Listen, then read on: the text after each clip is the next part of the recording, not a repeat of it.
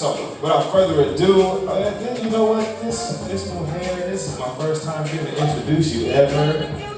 I can say so many wonderful things, except for the fact that I appreciate the years of mentorship through action.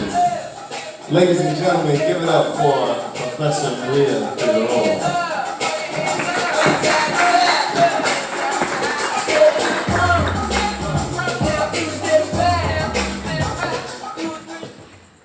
Good evening, Alma Relations. My name is Maria Figueroa, and I'm very honored to be here tonight. And I'm going to keep my comments short because it's evening, and I'm on the third shift or the fourth shift. And if we know anything about work and labor, as our brother over here was saying, you know, you got to split the labor. And so my partner is home with my children, but I've been at it since like 5 o'clock this morning.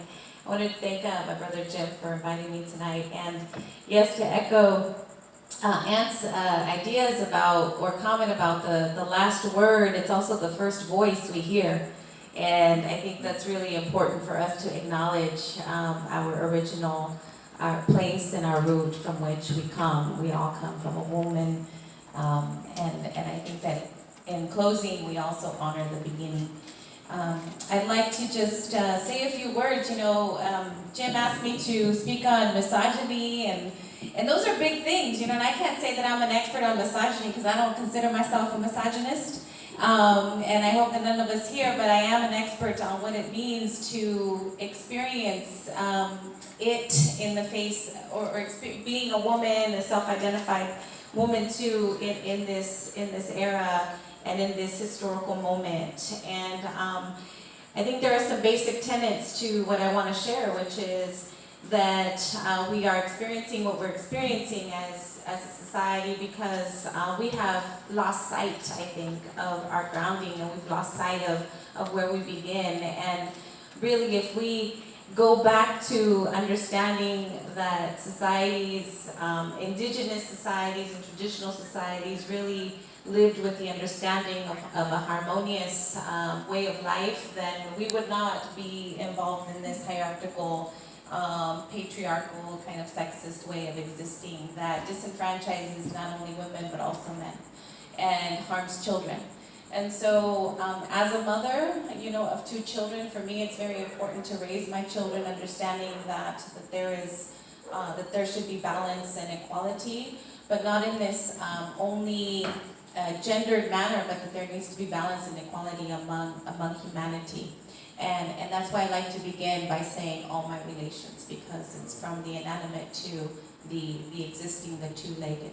And so I come to you today in that way, and in that way honoring also my foremothers, honoring my grandmother on my maternal side, and my grandmother on my paternal side, and my mother as well, who continues to be, you know, a role model of what we're doing. There are many issues, you know, facing us today, challenging us.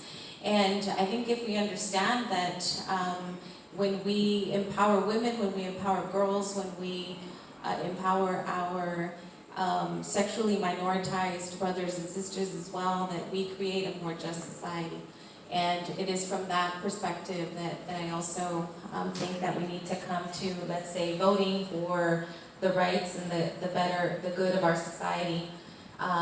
Because again, we know that if we do right for women, we do right for men and for children. I want to just read and share a couple of things here. I just finished this great memoir by the prolific Ana Castillo.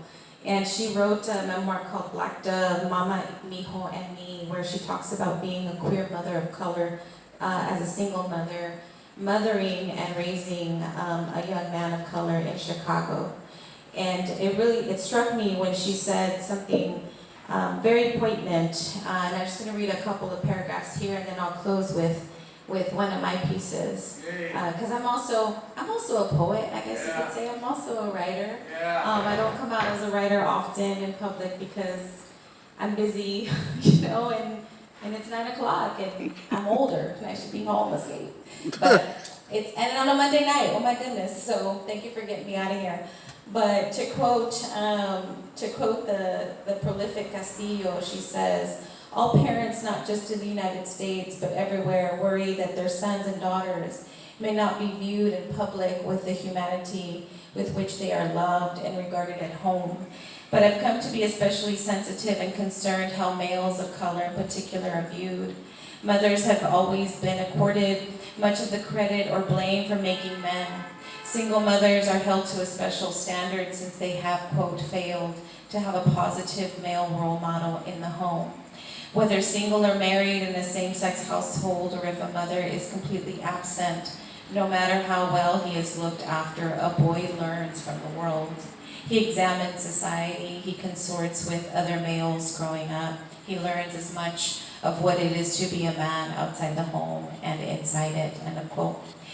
And so, I wanted to share that because, again, from my position and thinking about misogyny, thinking about patriarchy, thinking about sexism, I begin from the place of what do I want to teach my boy child? What do I want to teach my girl child as well? And that for me is an important lesson, and it's an important way to walk in this world. So let me just close with a piece that I wrote for the California Latinas for Reproductive Justice. Had an event, a storytelling event down in San Isidro at the front.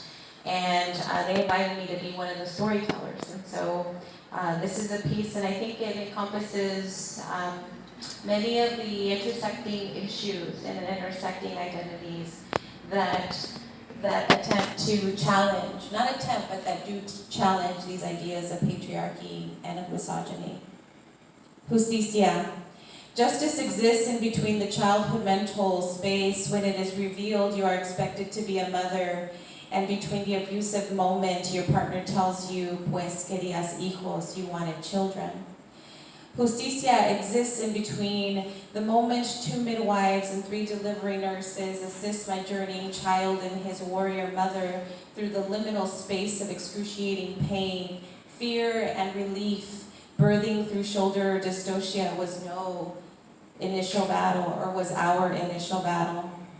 Justice exists in between the, quote, morning after pill when your lover and hormonal endorphins cloud your academic intelligence because doing it any other way doesn't always feel so good. Justice exists in between when responsible 13-year-old Mexicana teenager chases El Paletero down Hesperian Street summer afternoons with toddler brother in hand and infant sister on the hip. Justice exists in between moments your mother crosses la frontera falsa, con papeles chuecos, Indian hair cut short porque en el norte, in the north, there are no Indian girls, y las muchachas con pelo largo.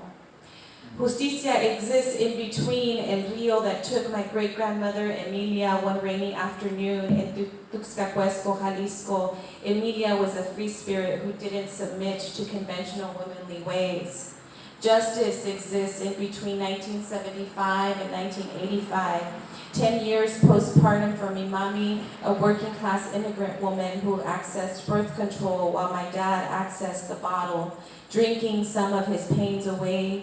Justice was my mom's ability to take charge. In 1985, my first sibling was born.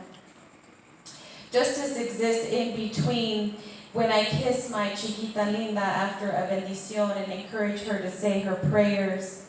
Justicia exists in between holding baby Adrian in English 100 as I lecture on syntax, narrative structure, and conclusions, while Mommy Jasmine takes notes and discusses with her peers.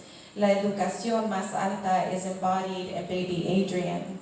Justicia exists in between my niece Jasmine, baby girl born to teen father who hadn't prepared for transporting infant girl child from hospital to home. A Target store run for a baby carrier turned car seat is just. Justice exists in between my indigenous grandmother Josefina giving birth to a stillborn child, Jesus. His 6 siblings were encouraged by la partera, by the midwife, to say their goodbyes to him.